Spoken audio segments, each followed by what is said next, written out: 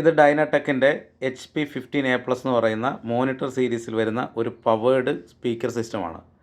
ഇതിനെക്കുറിച്ചുള്ളൊരു video കഴിഞ്ഞ ദിവസം ഞാൻ ഇട്ടിരുന്നു.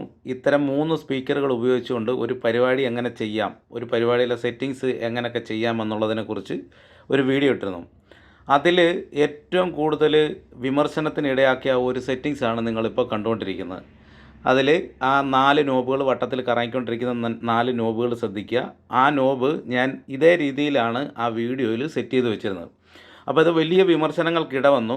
അതുകൊണ്ടാണ് ഇതിനെക്കുറിച്ച് ഒന്നുകൂടെ ക്ലാരിറ്റി വരുത്തി ഒന്ന് പറയാം എന്ന് വിചാരിക്കുന്നത്. ഇതിൽ ആദ്യത്തേത് ബേസും രണ്ടാമത്തെ ട്രെബിളുമാണ്. ഈ 2 നോബുകളും ഞാൻ വലത്തെ സൈഡിലേക്ക് തിരിച്ചൊരു 3/4%-ാക്കിയാണ് വെച്ചിരിക്കുന്നത്. പക്ഷേ അത് ശരിക്കും 3/4% അല്ല, അത് പകുതിയാണ്.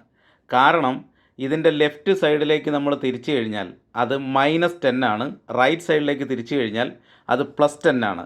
ഇതിൻ്റെ സെൻറ്റർ പോർഷനാണ് 0 ആയിട്ട് വരുന്നത്. അങ്ങനെ ആ കണക്കിൽ നമ്മൾ നോക്കുമ്പോൾ ഇത് റൈറ്റ് സൈഡിലേക്ക് തിരിച്ചു വെച്ച് കഴിഞ്ഞാൽ അത് +5 ആണ്.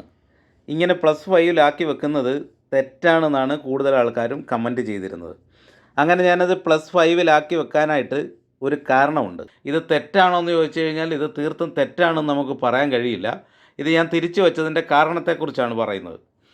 ഞാൻ ഈ വീഡിയോ ചെയ്യുന്ന സമയത്ത് ലൈവ് ചെയ്യാൻ വേണ്ടിയിട്ടാണ് ഈ ഒരു സെറ്റിങ്സ് അവിടെ ചെയ്തിരുന്നത്. അപ്പോൾ ആ കൂടെയാണ് ഞാൻ വീഡിയോ എടുത്തത്.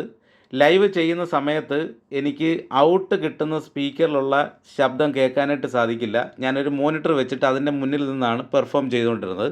അപ്പോൾ ഔട്ടിലേക്ക് കൊടുത്തിരുന്ന സാധനം എങ്ങനെയാണെന്ന് എനിക്ക് കൃത്യമായിട്ട് കേൾക്കാൻ കഴിയില്ല. അതുകൊണ്ട് തന്നെ ഞാനതിൻ്റെ ബേസും ട്രബിളും ഒരു അല്പം കൂട്ടിയാണ് വെച്ചിരുന്നത്. അങ്ങനെ കൂട്ടി വെച്ചിരുന്നതിനും മറ്റൊരു കാരണം കൂടെ ഉണ്ട്. എനിക്ക് ഇടയ്ക്കിടയ്ക്ക് പോയി മിക്സറിൽ ഇത് അഡ്ജസ്റ്റ് ചെയ്യാനായിട്ട് സാധിക്കുകയില്ല. അതുപോലെ തന്നെ ഞാനൊരു വലിയ സൗണ്ടിലല്ല ഈ ലൈവ് ചെയ്തിരുന്നത്, വളരെ കുറച്ച് സൗണ്ടിലാണ് ചെയ്തിരുന്നത്. അതുകൊണ്ട് തന്നെ ഇത് ഒരു അല്പം കൂട്ടി വെച്ചെന്ന് പറഞ്ഞാലും സ്പീക്കറിന് യാതൊരു തരത്തിലുള്ള പ്രശ്നവും അവിടെ സംഭവിക്കാനില്ല. അതുപോലെ ഓവറായിട്ട് ട്രെബിളും ബേസും കൂടി വരുത്തുമില്ല. ഞാൻ ആ വോളിയം ഒരുപാട് കൂട്ടുന്നില്ല. അതുകൊണ്ട് തന്നെ അവിടെ അത്തരമൊരു പ്രശ്നം വരുന്നില്ല. സ്പീക്കർ അടിച്ചു പോകാനോ ഓവറായിട്ടുള്ള ട്രബിളും ബാസും കയറിയുള്ള പ്രശ്നങ്ങളോ ഉണ്ടാകാനായിട്ടുള്ള യാതൊരു ചാൻസും അവിടെ ഇല്ല. ഇനി സ്റ്റേജിൽ വെച്ചിരിക്കുന്ന മോണിറ്ററിലാണെങ്കിൽ ഇതല്ല സെറ്റിങ്സ്. അവിടെ നമ്മൾ 0-ലും താഴെയാണ് ട്രബിളും ബേസും സെറ്റ് ചെയ്ത് വെച്ചിരിക്കുന്നത്. സ്റ്റേജിൽ ഹൗളിംഗ് ഉണ്ടാകാനുള്ള ചാൻസ് ഉണ്ട്. അപ്പോൾ അത് കുറയ്ക്കുക എന്നുള്ള ഉദ്ദേശത്തോടു കൂടിയാണ് നമ്മൾ 0-ലും അല്പം താഴ്ത്തി ആ സെറ്റിങ്സ് വെച്ചിരിക്കുന്നത്. കരോക്കെ പ്രോഗ്രാമൊക്കെ ആണെന്നുണ്ടെങ്കിൽ സാധാരണ ഞാൻ ചെയ്യുന്നത് ഒന്നുകിൽ ഇത് ഫ്ലാറ്റിൽ വെക്കും, ഫ്ലാറ്റെന്ന് പറഞ്ഞാൽ 0-ൽ വെക്കും, അതായത് സെൻറ്റർ പോർഷനിൽ വെക്കും. അല്ലെന്നുണ്ടെങ്കിൽ റൈറ്റ് സൈഡിലേക്ക് ഒരു അല്പം തിരിച്ച് ഇച്ചിരി കൂട്ടി വെക്കും, ഒരു 3/4%-ലൊക്കെ ആക്കി വെക്കും. അവിടെ നമ്മൾ ചെയ്യുന്നൊരു കാര്യമെന്ന് പറഞ്ഞു കഴിഞ്ഞാൽ ഇവിടെ ഓവറായിട്ടുള്ള വോളിയം നമ്മൾ കൂട്ടാറില്ല. അതേപോലെ തന്നെ മിക്സറിൽ ഇത് കൃത്യമായിട്ട് ഈ ട്രബിളും ബാസും നമ്മൾ അഡ്ജസ്റ്റ് ചെയ്ത് കൊടുക്കുന്നത് കൊണ്ട് പ്രത്യേകിച്ചൊരു ബുദ്ധിമുട്ട് ഔട്ടിൽ വരുന്ന സ്പീക്കറിൽ ഇതേവരെ ഉണ്ടായിട്ടില്ല. ഇനി ഏതെങ്കിലും തരത്തിലുള്ള ഇൻസ്ട്രുമെൻറ്റുകൾ നമ്മൾ ഇതിലേക്ക് കണക്ട് ചെയ്യുകയാണെന്നുണ്ടെങ്കിൽ ഇവിടെ നമ്മൾ ഫ്ലാറ്റിലായിരിക്കും വെക്കുക. അവിടെ ഈ ട്രബിളും ബേസും നമ്മൾ കൂട്ടി വെക്കാറില്ല. അവിടെ നമ്മൾ ഫ്ലാറ്റിൽ 0-ലായിരിക്കും വെക്കുന്നത്.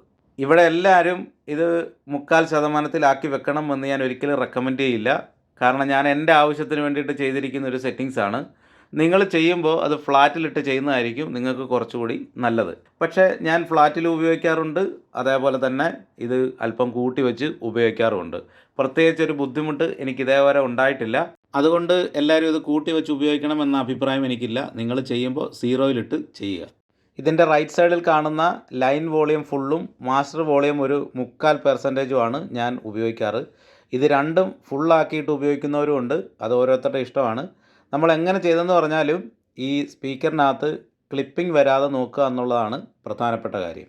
അടുത്ത ദിവസം നമ്മൾ ഇതേ രീതിയിൽ ഈ സ്പീക്കറുകൾ സെറ്റ് ചെയ്തിട്ട് അതിൻ്റെ ഡീറ്റെയിൽഡ് ആയിട്ടുള്ളൊരു വീഡിയോ കൂടി ചെയ്യാം എന്നാണ് വിചാരിക്കുന്നത്. കഴിഞ്ഞ വീഡിയോയിൽ കുറച്ചധികം കൺഫ്യൂഷൻസ് പലർക്കും ഉണ്ടായിട്ടുണ്ട്. അപ്പോൾ അതെല്ലാം പരിഹരിച്ചുകൊണ്ട് കുറച്ചുകൂടെ ഡീറ്റെയിൽ ആയിട്ടുള്ളൊരു വീഡിയോ ചെയ്യാമെന്നാണ് വിചാരിക്കുന്നത്. അപ്പോൾ എല്ലാവരും ആ വീഡിയോ കാണുക.